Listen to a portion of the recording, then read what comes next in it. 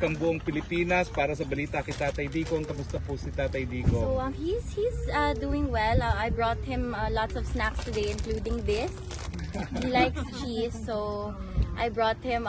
It was like a pancake or a cookie, and then this one, the Doritos, and what was the other one? The waffles, the caramel waffles. So I brought him a number of snacks today, along with a couple of beverages to choose from. I brought him Gatorade and green tea, but he then requested for Coke Zero again. So, syempre, kailangan masaya siya, so I had to give it to him.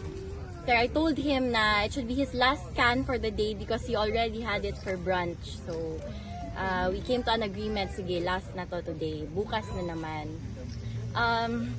When I first arrived, I gave him a brief summary lang of the current events right now, and then we quickly shifted to family matters. And then as we were talking about family matters, the medical officer came in. She was just asking a few questions about my father's hobbies in the past, and I mentioned golf, tennis, firing, riding motorcycles. And then she asked about his favorite music because, as we all know, music helps stimulate the mind, and inside it gets lonely, it gets distressing, especially when you're alone. So,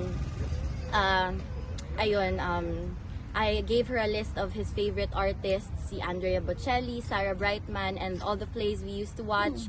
I mentioned Les Miserables and the other one, Phantom of the Opera.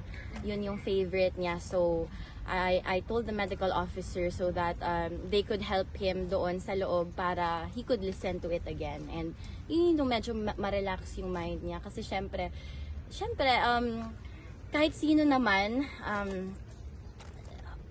na nandun sa loob, siguro anuhan talaga ng emotional, mental, physical distress. So ayun, for sure the music will help with his feelings of, Sa current affairs po, meron siyang mga reaction sa mga nabalita? Ang pinag-usapan ko naman yung anomaly sa flood control budget, and then tumawa lang siya. Tinanong, he asked if was this the problem nung president ako. Sabi ko, hindi. You were a good one. You were an excellent one. So, ayun. Tumawa lang siya, and then he quickly shifted na to the family matters. He was looking for my mother again, and kasi akala niya, he thought that I'm alone here. But I said, no, my mother's just waiting there because you know the situation already. And kasi he was asking if I roam the streets alone here. I said, no, don't worry, I'm not alone. Tapos he told the medical officer na she cannot be alone because she's 16 years old. Sabi, no, I'm 21 years old na. So, ayun. And then he shifted the topic again to my sister VP. And then he said, but my eldest girl, the vice president, she's a tough one. So she can be alone all the time. And then he mentioned my sister's encounter with the sheriff a few years back to the medical officer, and we just laughed about it. And yeah, he was talking very fondly about her. So, ayun. And then again to Mira, he was asking questions. I just keep reassuring him that the family is doing okay, we're doing well, we're all healthy, and we're safe. Because of course I don't want to add to his worries inside. So, totoo naman, we're doing fine. We're not in the best situation given of all of the events that happened, but we're okay. And as long as we're okay, ang sabi niya, as long as the family is okay, he's okay.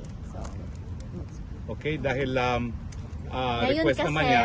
hindi na ako nakapaghilamos. Kaya, I was feeling under the weather when I woke up. So, I woke up exactly 30 minutes before the visit. 1:30 yung visit. I woke up 1. So, I just grabbed my bag, put on the coat, and then I had to leave na. So, yes. One question. Can we reserve na lang for Monday, ha? Yes, we will reserve for Monday. Yung mga first timers lang, pwede ba? Okay, sige. Very quickly, ganito ha. Thank you.